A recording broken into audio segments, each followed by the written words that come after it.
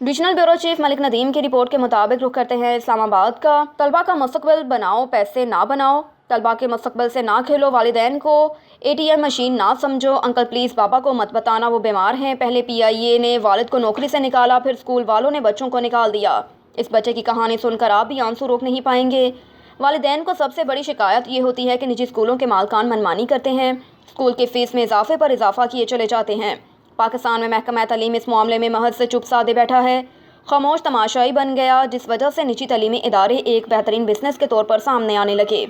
सितम बलाए सितम ये कि बास निजी स्कूल और लोड शेडिंग के दौरान जनरेटर चलाने के नाम पर माहाना इजाफी फ़ीस भी वसूल कर रहे हैं।